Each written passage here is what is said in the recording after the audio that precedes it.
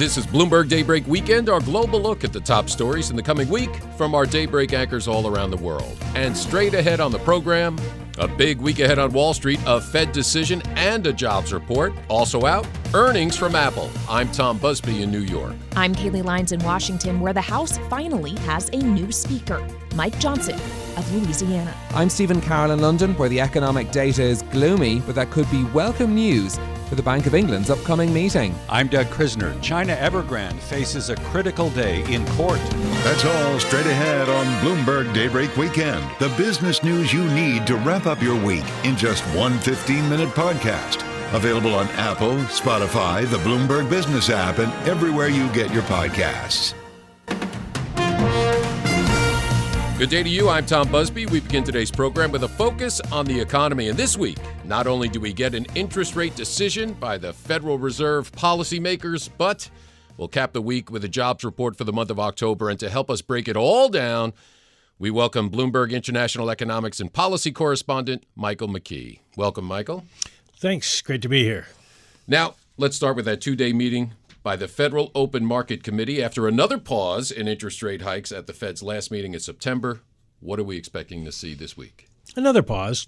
The Fed has pretty much made it clear, and Jay Powell last week, talking with Bloomberg's David Weston, kind of emphasized the idea that the Fed can, at this point, wait and see what's going to happen because market rates have gone up so much in recent weeks that they're doing part of the job for the Fed.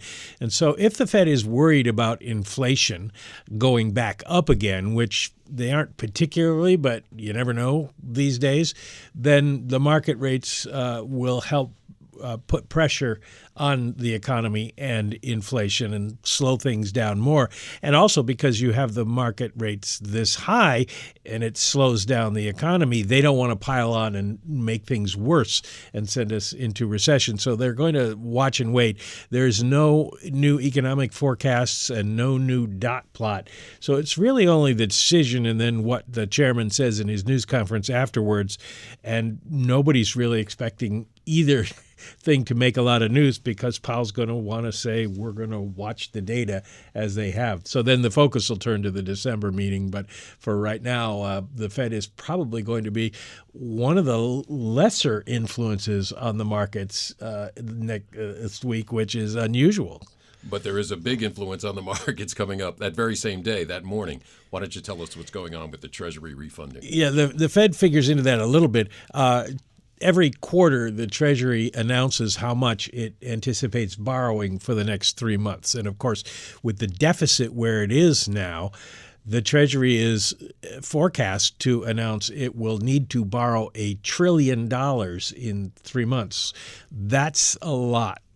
And so the estimate is that we're going to see a lot of volatility in the Treasury market depending on how they lay this out, which tenor, what maturities, 3-year, 5-year, 7-year, 10-year, are they going to spread this out over, how much of it will be in Treasury bills, how much of it will be in bonds. And so the question for the market is who's going to buy all this and therefore then at what price? And the Fed figures into it because, of course, they've been raising interest rates, and that adds to the amount of interest the government has to pay, which adds to the deficit. And it also raises the question of how much are market participants going to have to pay to buy these bonds because the Fed has raised rates, and you're not going to buy treasuries at a lower price than what the Fed has already put out there. So it's going to be a very interesting dynamic on Wednesday morning, and basically the outlook seems to be look for volatility. And volatility, not only in the Treasury market, but in stocks, it's going to impact a lot. It could impact stocks as well, given where things settle out. And obviously, we get close to the day, we'll see when issued prices are going to be. But it's beginning to look like this is going to be one of the bigger refunding announcements that we've had in decades. Wow. Will we get more good news this coming Friday from the October jobs report? That's a biggie. Yeah, it seems that the markets have given up on the idea that we're going to see a major change in payrolls. The forecast is for 185,000 at this point, which would be fairly strong, and it's higher than the forecast in previous months that turned out to be wrong because job growth was so strong. So the market seemed to have thrown in the towel and said we'll probably get a pretty good number. The Fed has been looking for something around 100,000, and 185 would not be anywhere close. No change in the unemployment rate is expected, 3.8%. Which is also not what the Fed expected. They thought we would get easily into the middle of the 4 to 5 range. They've since dialed that back down to 4.1%, but at 3.8 is not 4.1. And at the same time, the forecasts are that we see average hourly earnings on an annual basis continue to drop a little bit. So it's like all good. Now, Tom, you have just jinxed the U.S. economy because we said things are all good. There has to be something, some bad news out there. Well, there is a lot to look forward to, Michael. Thank you. Our thanks to Bloomberg International Economics and Policy correspondent Michael McKee. We now go from the economy to the ongoing corporate earnings season, which continues in earnest. More than 160 companies in the S&P 500 reporting in the week ahead. And at the top of that list is Apple, the most valuable company on the planet, worth a staggering $2.63 trillion. And for more, we're going to bring in Anurag Rana. He's senior tech analyst with Bloomberg Intelligence. Well, now, Apple shares, they've really took off this year, up 30%. It just put out the new iPhone 15 line a month ago. It's got another new product launch on Tuesday, earnings Thursday. About those earnings, what do you expect? From a mathematical point of view, it is not the most exciting quarter for Apple just because it's right before the holiday season, which is the biggest quarter for the year. But we do have some early indications of, or we hope to hear about the early indications of the brand new iPhone 15 launch and how it's doing. So I think the conference call is going to be far more exciting in our view than the numbers itself. And as far as those numbers, what are you expecting to see? Relatively modest growth, frankly, because this is an area in constant currency. There could be some headwinds because of FX. But other than that, you're going to look at nothing so exciting. Services revenue, which is the one that is the higher growth area, could be around the 8 to 10% mark. iPhone's pretty flat, nothing so exciting about that. Overall, I'm not really baking in a big surprise.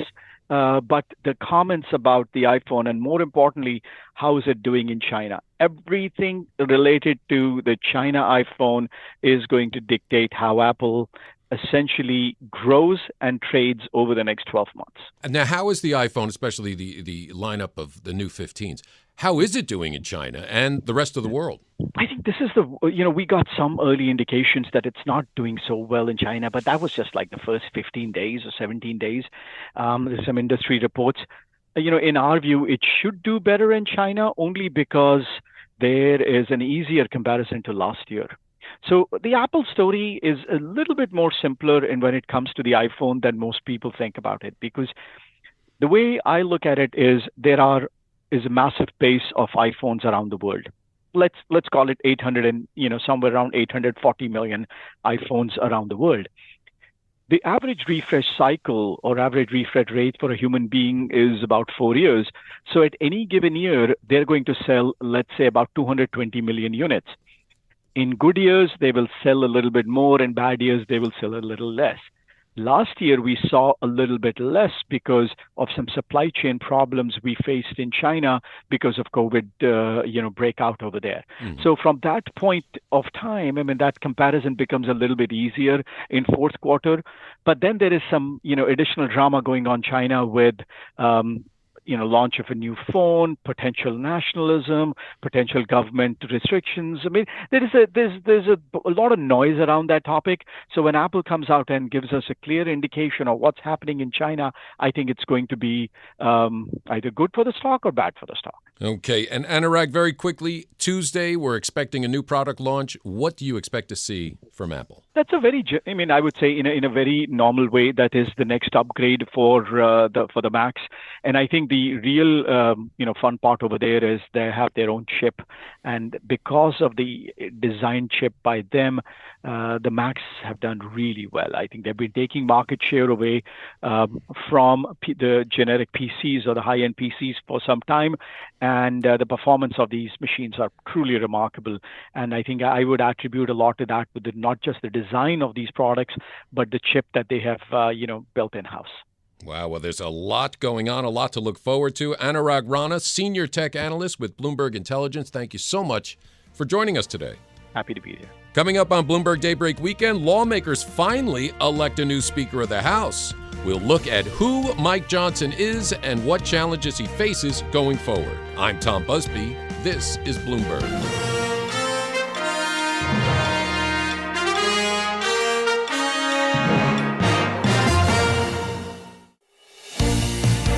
This is Bloomberg Daybreak Weekend, our global look ahead at the top stories for investors in the coming week. I'm Tom Busby in New York. Up later in our program, we preview another key rate decision, this one from the Bank of England. But first, after weeks of infighting and jockeying for votes, lawmakers finally elected Republican Congressman Mike Johnson of Louisiana as the 56th Speaker of the House. For more, let's bring in Bloomberg Sound On co-host Kaylee Lines. That's right, Tom. After 3 full weeks of paralysis without a House Speaker, someone finally has the gavel in hand. Congressman Mike Johnson of Louisiana. Let's take it back to the House floor this past week when he secured that gavel. The total number of votes cast is 429, of which the Honorable Mike Johnson of the state of Louisiana has received 220 votes. So there you have it. He was elected to the post with 220 votes, accomplishing what Tom Emmer, Jim Jordan, and Steve Scalise could not before him, galvanizing enough support within the Republican conference. But you couldn't be blamed if you're sitting there asking yourself, who is Mike Johnson? So I thought it would be a good idea to get Mike Dorning, who helps lead our congressional coverage here at Bloomberg, to help us answer those questions and others. Mike, good to see you as always. Great to see you. So let's talk about who this guy is. He has been vaulted from essentially being a backbencher to second in line to the presidency. What do we need to know about Speaker Johnson? Well, probably the most important thing to know about him is he's someone who has very strong evangelical Christian beliefs, and he's been, even before he was in elective office, very involved in the legal agenda of the Christian right. He worked with a legal advocacy group that pursued conservative cultural causes, and that's been sort of the core of who he was even before he entered politics. And he's going to be the most conservative speaker in modern times on both social and economic issues.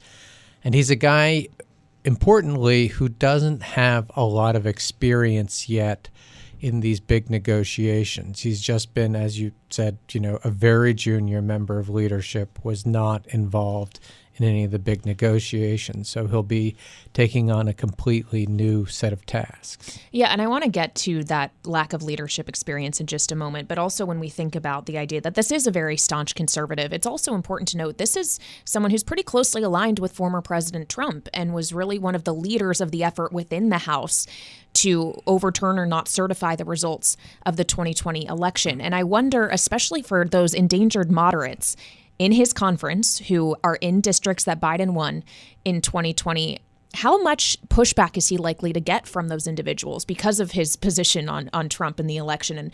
And that obviously ties into how hard it will be for him to keep the Republican conference together. Well, they all voted for him, so they embraced him. His positions themselves won't play well in those districts because he's, above all, very conservative on cultural issues like abortion, same-sex marriage, even, he supported criminalization of gay sex quite late in his career. And he was one of the leaders of the election denialism in the House, and he has that record. I mean, that said, we don't know how much Democrats will succeed in making him a caricature that, people can rally around in the same way that they did Newt Gingrich or Republicans did Nancy Pelosi. He has a personality and a style that's not as confrontational as Jim Jordan or Newt Gingrich or Donald Trump, for that matter. So even though he has these very sort of out of the mainstream political positions, his persona, what you see on TV, what you hear in his voice, is not that sort of combative, confrontational style. Yeah, one member of the Republican conference told me this past week that it's just really hard to dislike Mike Johnson. And ultimately, maybe that's why he was able to secure the votes when so many others could not. But to the point you were making earlier, Mike, about this idea that this is not someone who is in a position where he has had a lot of experience being a leader, being in the room with people like Mitch McConnell or Chuck Schumer, or ultimately possibly even President Biden, if we're really getting down to having to hammer out a deal on spending to keep the government funded by November 17th, which of course is the deadline when that funding is going to run out. How challenging is it going to be for Mike Johnson to kind of step into that role, to step into these rooms? I mean, it is a big challenge for anyone. I mean, he will have advisors around him, and he will have people like Steve Scalise, the majority leader, has some experience in that. But it's very different than just being a member of Congress taking positions on legislation. He's got to, as a negotiator, both be facing some very seasoned people in Chuck Schumer, in Mitch McConnell, in Joe Biden, and having to suss out where he can take the Republican conference, which is, very conservative at the moment, and calculate the odds of how much damage it would do to the Republican Party to have a shutdown, have a face-off, be unwilling to compromise. And those are very different strategic calculations than a backbench member of Congress has to make. Yeah. So what do we know about his plans to fund the government, to try to figure out something that will appease his conference, but also that the Senate and the White House can sign on to? Well, he's indicated in a letter that he sent around to his colleagues shortly before he was elected Speaker that he would be willing to do another short-term funding deal to stave off a mid-November shutdown and hopefully at least get into next year. That way there's a little bit more time to come up with a legislation and negotiating position, think things out. What's unclear, though, is whether he would attach some of these conditions that just won't fly with Democrats, like big changes to asylum laws or, previously he voted against the temporary funding. The only temporary funding he was willing to support as a member of Congress was with a 30% cut in funding, which would be a draconian cut and, unlikely for Democrats to agree to, especially for just, to get 6 more weeks of federal funding. What about the issue of funding for Israel or maybe more difficult Ukraine? Now, he has in the past opposed funding for Ukraine, as have a significant portion of House Republicans. But he has said that he wouldn't necessarily oppose Ukraine funding, and that is something that most Democrats support and a lot of Republicans support. So there's broad support for Ukraine funding in the House, but there is division within the Republican Party on that. And we don't yet know how he'll navigate that. We do know that, when he was voting for himself, he was voting against it. Yeah. And of course, as we talk about all these legislative efforts that he's going to have to undertake, we know that in politics, it isn't just about what you do on the Hill. It's also about going out and raising money to spend on campaigns so you can stay on the Hill. So what Mike Johnson would want, you can keep the majority. That probably is more important. What do we know about his record as a fundraiser? Well, he hasn't done a lot of fundraising. He doesn't have a large mailing list of or email list these days of small dollar donors.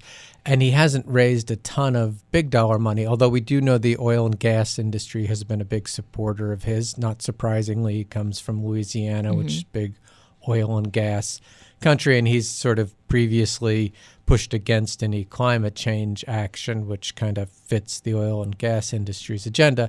He's also raised a bit of money from defense contractors. He's on the Armed Services Committee, and authorizing weapon systems is very important to defense contractors.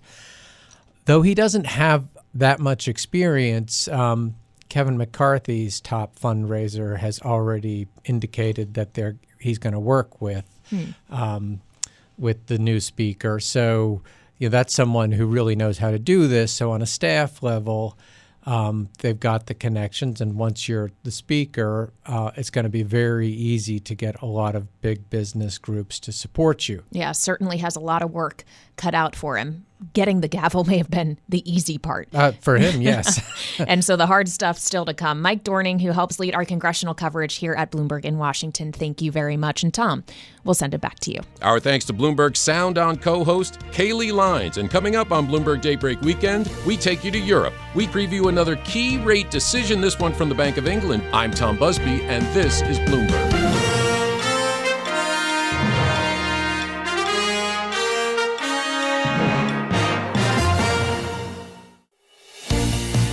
I'm Tom Busby in New York with your global look ahead at the top stories for investors in the coming week. The Bank of England in focus in the coming days as its rate setters meet. Much of the recent data for the UK has shown the economy weakening a bit, and policymakers have pointed to the fact that the effect of the past 14 hikes still feeding through. For more now, let's go to London and bring in Bloomberg Daybreak Europe anchor Stephen Carroll. Tom, the backdrop to this Bank of England meeting is looking decidedly gloomy. The UK economy is starting to creak under the strain of higher interest rates. The Bank of England paused its hiking cycle at its last meeting in September. Since then, flash PMIs have shown a continuing contraction in the services and manufacturing sectors. Business optimism is in short supply, and the labour market is showing signs of weakness too.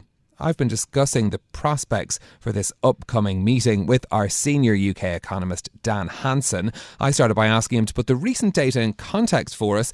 Is this a gradual slowdown or something a bit more dramatic? I think it's still probably a gradual slowdown, but I think context is important because we've been in a world in the UK where we've had zero growth, a little bit of growth. So we've been sort of on the verge of GDP falling for a number of quarters now, and it sort of hasn't. It wouldn't have taken much at any point to get a drop in GDP, and I think now we're in the world where GDP probably is more likely falling than it is rising. But in the broader context, it's very modest. The falls we're talking about, 0.1 or 0.2% fall. So we're not in a sort of headed for a deep recession world, we don't think, but we do think that it's more likely than not the economy is probably contracting at the moment. And I think the PMI number you point to is an important one. I also think if you look at the GDP data as well, actually, it looks unlikely that the economy grew in the third quarter. So we could get a contraction in the third quarter, which is a little bit earlier than we'd been expecting, and actually a lot lower than what the Bank of England was expecting back in its August forecast, which is the last forecast it put together. So if it looks like we're heading for a contraction in the third quarter, does that mean the likelihood of a recession is that much higher by the end of the year?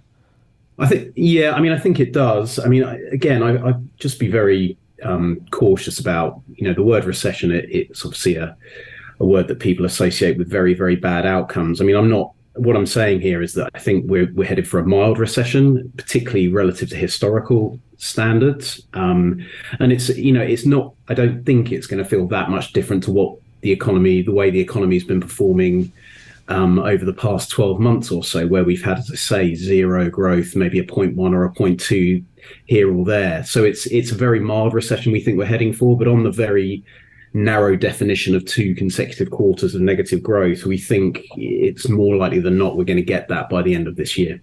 Is this essentially what the Bank of England was aiming for? Are they then achieving their goals by having this sort of landing for the economy?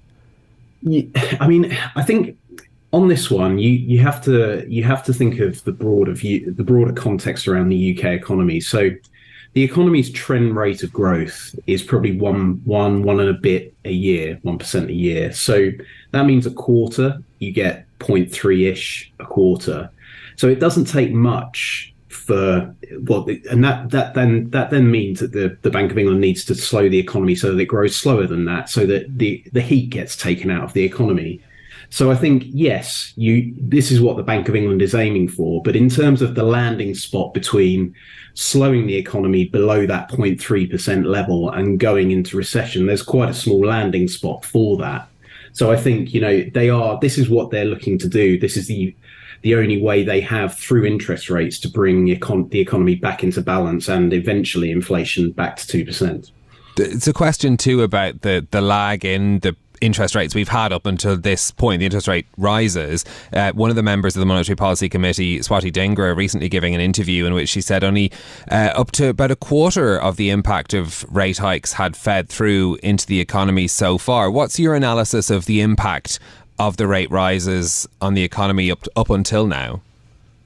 Yeah, so that slightly worried me, to be honest, that she thought that, because that feels like obviously there's an awful lot still to come, and we're sort of on the verge of recession now. So if that's true, then it's quite possible we get something a little bit deeper over the next 12 months or so in terms of the fall in GDP. I mean, we're a little bit more, I guess you would call it optimistic, if you like, that more of it has come through. And I think our view chimes a little bit more with Hugh Pills. He said about half has come through, he thinks. Hugh Pills, the chief economist at the Bank of England. And we're sort of broadly along those lines as well in terms of underpinning our forecast. That's how much has come through to date. So there's still 50% of it to come through, but it's more than the 25% that Dhingra thinks. All of this seems to be pointing to the Bank of England being at the end or very close to the end of its hiking cycle. Do you think we're there? Yeah, I think we are. I mean, if you think of the data in the run up to the September decision, where, if you remember, they decided to pause. The data we've had since then is no more worrying, and the bank is clearly very data dependent. And I think, we've spoken about the economy, inflation too. It surprised relative to the consensus view, but you have to remember it's coming below the Bank of England's forecast, its August forecast. And also Andrew Bailey, the governor, came out and said that core inflation was a little bit weaker than they had been expecting as well. So that was a sort of a nuance as well there. And the other thing, the big thing I think that's happened is that there are finally some signs that pay growth is turning over. So that was the one metric that was continuing to rise and going into the September decision as well, which is the big reason why we thought they would hike, and they decided not to. But actually that's just turned over as well. So I think if you look at the data as a whole, the whole across the spectrum, I don't think there's good reason for them to hike in November at all. Yeah, because we had that update on the labour market in the past few days, and that sort of painted a picture of things cooling down a little bit, but not perhaps indicating major job losses. And that sort of speaks to what you were talking about earlier, that, the recession may come in technical terms, but won't feel that much different. What's the outlook for the labour market? Yeah, so I think, up to now, the labour market outcome in the UK has been, certainly on the unemployment side, and I know there are a lot of questions about the unemployment data now, given what's happened with these experimental statistics. But the broad picture, if you look at the UK unemployment rate relative to what's been happening, say, in the US, in the euro area, unemployment has risen by more, and the labour market appears to have loosened by more than in other countries, though it's not, unemployment rate of 4.2% is still extremely low by historical standards, and it's important to make that point. The other good bit of news is that, the labour market has been loosening on a lot of other metrics that are sort of, if you like, less damaging for the outlook. So vacancies have been falling. That's a sign that the the labour market is loosening. So I think the bank will look at it, and going back to sort of what we were talking about earlier and what their sort of desired outcome for all of this is, that so far at least it hasn't probably been as damaging as they might have thought. Had you told them a year ago they'd have to take rates to 5.25%, they'd have been extremely worried about the outcome. where we stand now, yes, we might be sort of on the verge of this mild technical recession, but actually the economy's held up pretty well given the amount of tightening that's been put in place. What about the prospect of rate cuts then? How far away do they look at this point? Yeah, there's a balance here between, obviously, if the economy isn't doing as well, and I think that the fact that they paused in September suggests to me that they are going to be quite sensitive to this going into the end of the year and into 2024. Of course, you still have to weigh that against the inflation picture. That's our senior UK economist, Dan Hansen. And we'll have full coverage of the Bank of England's rate decision on Bloomberg Radio this week. I'm Stephen Carroll in London. You can catch us every weekday morning here for Bloomberg Daybreak Europe, beginning at 6 a.m. in London and 1 a.m. on Wall Street. Tom? Thank you, Stephen. And coming up here on Bloomberg Daybreak Weekend, we take you to Asia in what is shaping up to be a critical week for a big property developer there. I'm Tom Busby, and this is Bloomberg.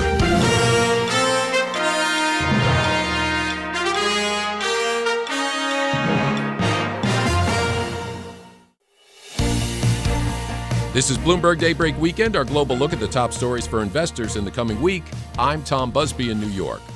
China's embattled property giant Evergrande, the world's most indebted real estate developer, faces a critical court date in the week ahead. Bloomberg Daybreak Asia co-host Doug Krisner has more. Tom, Evergrande has become the poster child of China's real estate debt crisis. This company has liabilities totaling about $327 billion. And in the week ahead, a court hearing has been set, and this will determine the future of Evergrande. Let's take a closer look now with Bloomberg's Alice Huang, Bloomberg's China credit reporter. She's also the deputy team leader. Alice, thanks for joining us. I think we have to begin with the fact that Evergrande has been struggling to finalize a restructuring plan. Where are we in that process right now? Thank you for having me. We can say that we're back to square one, where Evergrande, like you mentioned, does not have a concrete restructuring proposal. So we've had a long back and forth, a long journey since Evergrande defaulted in 2021. And fast forward to 2 years later, the company still does not have a restructuring proposal at hand. Now, it did have one earlier this year after a lengthy negotiation with the creditors. Some of the major creditors have already agreed to this plan. However, the company surprised them in September when it canceled a creditor meeting last minute when creditors were supposed to vote on the plan. And it also said it would have to revisit the restructuring plan that previously already won these key creditors' support.